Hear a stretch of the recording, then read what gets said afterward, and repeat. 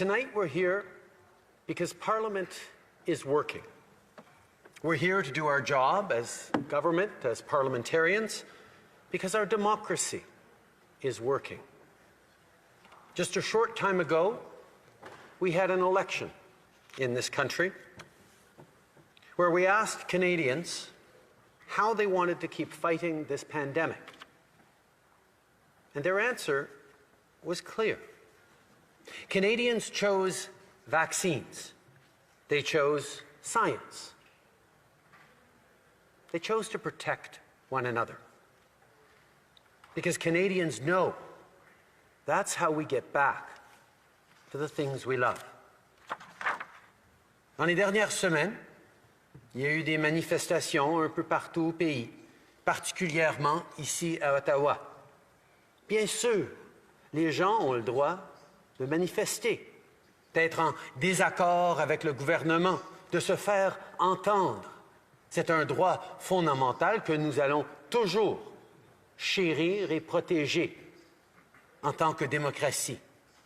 Mais les gens n'ont pas le droit de bloquer les rues de manière illégale, d'harceler leurs concitoyens qui veulent aller au travail, qui veulent aller à l'école, insulter les gens qui choisissent, eux, de porter des masques, de se faire vacciner, d'être là les uns pour les autres. Individuals are trying to blockade our economy, our democracy, and our fellow citizens' daily lives. It has to stop. The people of Ottawa don't deserve to be harassed in their own neighborhoods. They don't deserve to be confronted with the inherent violence of a swastika flying on a street corner, or a Confederate flag, or the insults and jeers just because they're wearing a mask. That's not who Canadians are. That's not what Canadians demonstrated over the past 2 years of consistently, continually being there for each other. The people of Ottawa, indeed people across the country, deserve to have their safety respected and deserve to get their lives back. From the beginning of this demonstration, our government has been in close contact with the Mayor of Ottawa and municipal and provincial officials. So far, the RCMP has mobilized nearly 300 officers to support the Ottawa Police Services and is ready to do more. Yesterday, the City of Ottawa declared a state of emergency. We're convening a table with the relevant federal and municipal partners to further strengthen our response. The federal government will be there with whatever resources the province and the city need in this situation. Le ministre des Transports travaille aussi avec ses homologues provinciaux pour s'assurer que les gens qui ne respectent pas la loi en subissent les conséquences. But, Mr. Speaker, this blockade, these protesters, they're not the story of this pandemic. They are not the story of Canadians in this pandemic. From the very beginning, Canadians stepped up to be there for one another, to support their neighbors, to support their elderly, to support our frontline workers by doing the right things, by wearing masks, by getting vaccinated, by following public health restrictions. We're all tired of this pandemic. We're frustrated, we're worn down. None more worn down than our frontline health workers who've been going flat out for 2 years. But everyone's tired of having to wear masks, having to follow public health restrictions. Families like mine just last week, that test positive, have to follow public health rules, have to isolate themselves. Nobody wants to do that. I don't know how many conversations parents have had to have with kids about not going to birthday parties, but not getting to have sleepovers. This pandemic has sucked for all Canadians. But Canadians know the way to get through it is to continue listening to science, continuing to lean on each other, continuing to be there for each other.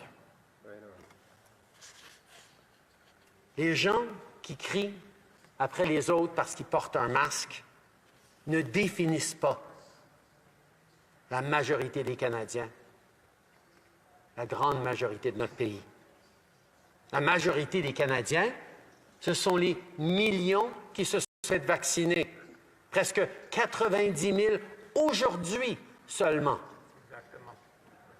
Et des dizaines de milliers qui, semaine après semaine, continuent de recevoir leur première dose, Monsieur le Président. Every day across the country, Canadians step up to get their first dose of vaccinations. That is the story of the country. People who've been there for each other. Everyone's tired of COVID. But these protests are not the way to get through it. On ne devrait pas lutter les uns contre les autres. On devrait s'unir pour lutter contre le virus. This is not a fight against one another. It's a fight against the virus.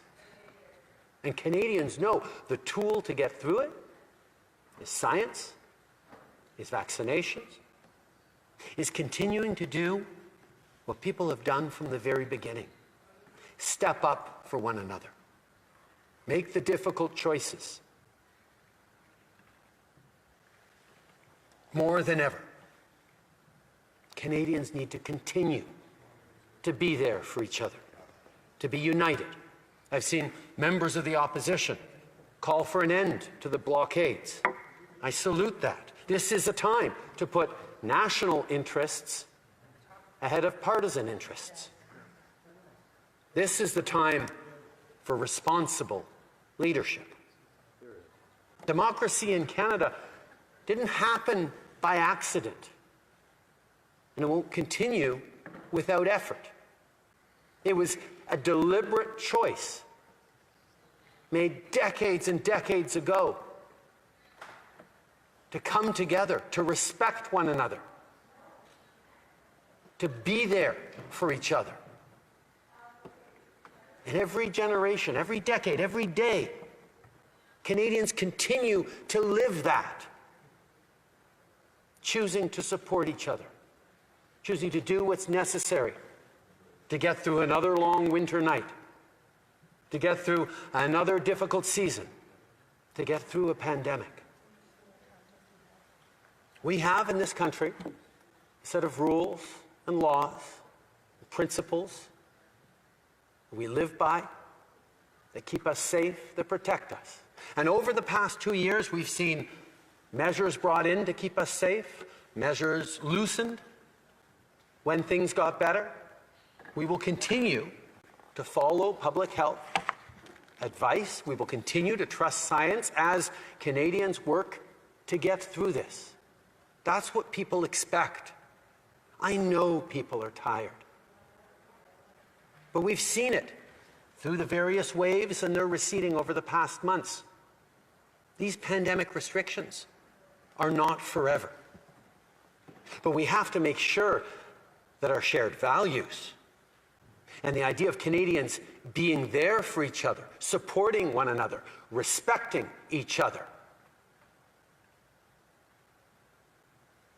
that has to be here to stay. And that's what we are all continuing to stand for, Mr. Speaker. Merci beaucoup.